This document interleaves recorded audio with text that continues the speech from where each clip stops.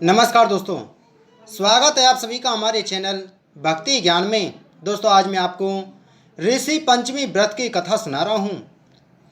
विदर्भ देश में उत्तंग नामक एक सदाचारी ब्राह्मण देव रहते थे। उनकी पत्नी बड़ी पतिव्रता थी, जिसका नाम सुशीला था। उन ब्राह्मण के एक पुत्र तथा एक पुत्री, दो संतान थी। विवाह योग्य होने पर उन्होंने समान कुलशील वर के साथ कन्या का विवाह कर दिया। देवयोग से कुछ दिनों के बाद वह विधवा हो गई। दुखी ब्राह्मण दंपति कन्या सहित गंगा तट पर कुटिया बनाकर रहने लगे। एक दिन ब्राह्मण कन्या सो रही थी कि उसका शरीर कीड़ों से भर गया। कन्या ने सारी बात माँ से कही। माँ ने पति से सब कहते हुए पूछा, प्राणनाथ, मेरी साध्वी कन्या की यह गति होने का क्या कारण है? उत्तंग जी ने समाधि द्वारा इस घटना का पता लगाकर बताया, पूर्व जन्म में भी यह कन्या ब्राह्मणी थी। इसने रजस्वला होते हुए बर्तन छुए थे। इस जन्म में भी इसने लोगों की देखा देखी भाद्रपद शुक्ल पंचमी अर्थात ऋषि पंचमी का व्रत नहीं किया, इसलिए इसके शरीर में कीड़े पड़े हैं। धर्मशास्त्रों की मान्यता है कि रजस्वला स्त्री पहले दिन चांडालिनी, दूसरे दिन ब्रह्मघातनी तथा तीसरे दिन धोबिन के समान अपवित्र होती है।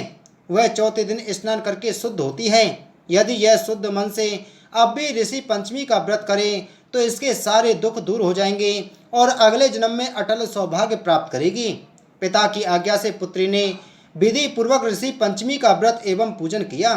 व्रत के प्रभाव से वह सारे दुखों से मुक्त हो गई। अगले जन्म में उसे अटल सौभाग्य सहित अक्षय सुखों का भोग मिला। आइए सुनते हैं ऋषि पंचमी की दूसरी कथा। सतयुग में विदर्भ नगरी में स्वयंजित नामक राजा हुए थे। वह ऋषियों के समान थे। उन्हीं के राज में एक कृषक सुमित्र था। उसकी पत्नी जयश्री अत्यंत पतिव्रता थी।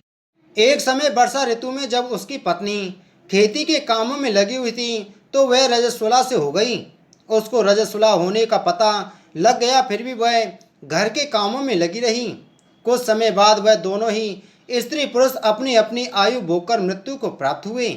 जयश्री तो कुतिया बनी और सुमित्र को रजस्वला स्त्री के संपर्क में आने के कारण बैल की योनि मिली, क्योंकि ऋतु दोष के अतिरिक्त इन दोनों का कोई अपराध नहीं था। इसी कारण इन दोनों को अपने पूर्व जन्म का समस्त विवरण याद रहा।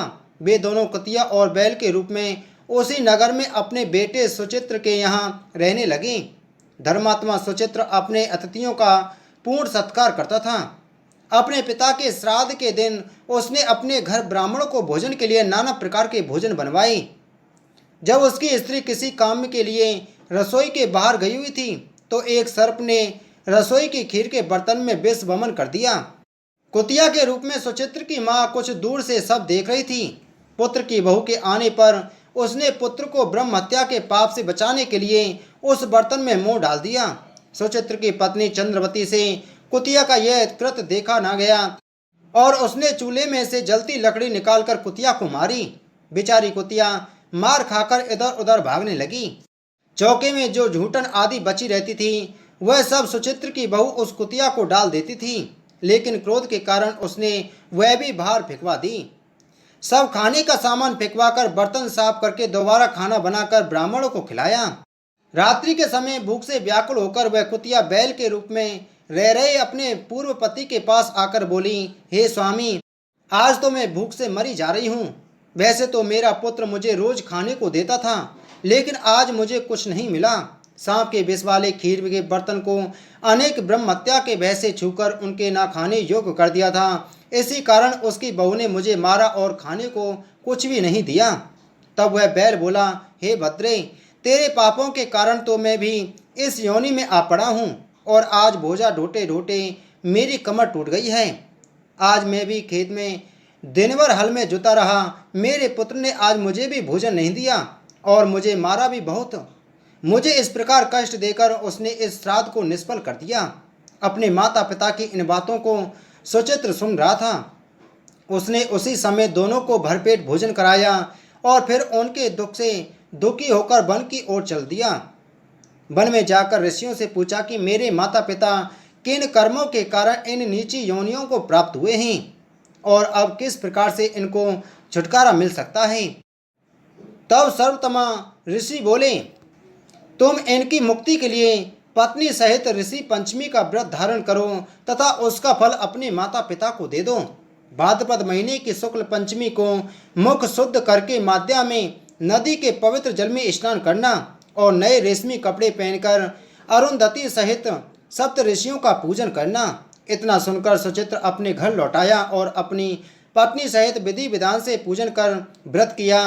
उसके पुण्य से माता पिता दोनों पशु योनियों से छूट गई। इसलिए जो महिला श्रद्धा पूर्वक ऋषि पंचमी का व्रत करती है वह समस्त संसारिक सुखों को भोग कर वैकुंठ को जाती है। बोलो श्री कृष्णचंद्र महाराज की जय।